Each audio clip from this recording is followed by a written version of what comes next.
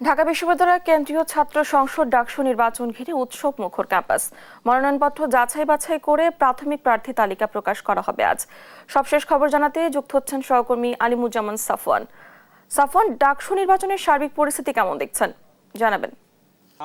এই মুহূর্তে আমি ঢাকা বিশ্ববিদ্যালয়ের সিনেট ভবন অবস্থান করছি এবং আজকে আপনারা জেনে থাকবেন যে মনোনয়ন পত্র যারা জমা দিয়েছে শিক্ষার্থীরা তাদের সেই বাছাইয়ের কাজটি আজকে হচ্ছে এবং এটি আজকে দুপুর 1টার মধ্যে প্রকাশ করার কথা থাকলেও আমাদের কাছে চিফ রিটার্নিং অফিসার তিনি জানিয়েছেন যে এটি প্রকাশ হবে বিকেল 5টায় এবং এখানে যারা মনোনয়নপত্র যেসব শিক্ষার্থীরা জমা দিয়েছেন তারা যে ফর্মে যে তথ্যগুলো তারা দিয়েছেন সেটি আসলে যাচাই বাছাই হচ্ছে এবং একই ফর্মে একাধিক শিক্ষার্থী আসলে স্বাক্ষর করেছে কিনা এমন কিছু বিষয় রয়েছে। তো তারা 7টি বিষয়কে মাথায় নিয়ে কিন্তু এই মনোনয়নপত্র বাছাইয়ের কাজটি করছে। তো সেটি বিকেল 5টা নাগাদ শেষ হবে এবং তারপরেই হয়তো ঢাকা বিশ্ববিদ্যালয়ের ওয়েবসাইটে মানে বৈধ যারা মনোনয়ন পত্র পাবেন তাদের নামটি প্রকাশ করা হবে। এছাড়া আজকে সকাল থেকে ঢাকা বিশ্ববিদ্যালয় ডাকসু কেন্দ্রিক যে নির্বাচনী খবর যেটি জানতে চাচ্ছিলেন সেটি হচ্ছে ডাকসু ফর চেঞ্জ প্যানেল, যেটি আসলে ভিপি নূরের যেই ছাত্র সংগঠন রয়েছে তারা যে সংবাদ সম্মেলনে একটি অভিযোগ করেছে যে ডাকসু নির্বাচনে কিন্তু প্রায় 49,000 ভোটার অংশ নিচ্ছে এবং একই সাথে কিন্তু 509 জন প্রার্থী এখানে প্রতিদ্বন্দ্বিতা করবেন। তো তার কথা হচ্ছে এত সংখ্যক প্রার্থীকে কিন্তু আসলে শনাক্ত করতে অনেকটাই আসলে কষ্ট হয়, যার কারণে শিক্ষার্থীরা ভোটটা সঠিক জায়গায় দিতে পারে না, এমন একটি অভিযোগ তিনি করেছেন। এবং এটি কিন্তু তারা বলেছেন যে গতকাল চিফ রিটার্নিং অফিসারের কাছে তারা একটি চিঠি দিয়েছেন যে এই আসলে শিক্ষার্থী যারা প্রতিদ্বন্দ্বিতা করছেন ডাকসু নির্বাচনে তাদের নামের পাশে তাদের ছবি যুক্ত করার জন্য। তবে আমরা এই প্রেক্ষিতে আমরা গণমাধ্যমের কর্মীরা চিফ রিটার্নিং অফিসারের কাছে জানতে চেয়েছিলাম এই বিষয়ে।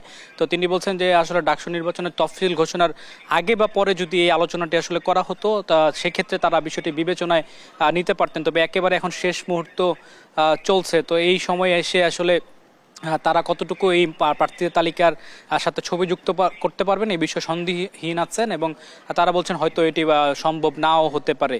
তো এছাড়া আমরা যেটি জানতে পেরেছি আজকে বিকেল 3:30টায় অপরাজয় বাংলার পাদদেশে স্বতন্ত্র প্রার্থী উমামা ফাতেমা তিনি একটি সংবাদ সম্মেলন করবেন এবং তাদের যে প্যানেল নির্ধারণ করেছে সেটি আনুষ্ঠানিকভাবে তারা সংবাদ মাধ্যমে প্রকাশ করবে। এছাড়া আজকে ছাত্রদলকে আমরা যেটি দেখতে পেয়েছি তারা কিন্তু এখনও আসলে সংবাদ মাধ্যমের মুখোমুখি হননি। তারা আজকে দুপুর 2টার কিছু পরে 2:30টার দিকে তারা অভ্যন্তরীণ একটি বৈঠক করার কথা রয়েছে। ছাত্রদলের যারা প্রার্থী রয়েছেন তারা হয়তো তাদের নিজেদের মধ্যে কিছু আলোচনা করে নিতে চান সংবাদ মাধ্যমে, তারপরে হয়তো তারা আজকে পরে তারা তাদের পরবর্তী যে কর্মসূচি বা আনুষ্ঠানিকতা সেটি হয়তো তারা আমাদেরকে জানাবেন। এছাড়া যেহেতু আজকে ডাকসুর যে নির্বাচনী কার্যালয় রয়েছে সিনেট ভবনে সেখানে কিন্তু তেমন শিক্ষার্থীদের আনাগোনা নেই, সবাই আসলে তাদের নির্বাচনী যে পরিকল্পনা সেটি সাজাতে ব্যস্ত রয়েছেন। অনেকেই হলে সময় দিচ্ছেন, অনেকেই তাদের সাথে তাদের যে অভ্যন্তরীণ বৈঠকগুলো সেটি কিন্তু সেরে ফেলছেন। তো আজকে সব কিছু মিলিয়ে মনোনয়ন পত্রের যে বৈধতা সেটি কিন্তু আমরা জানতে পারবো বিকাল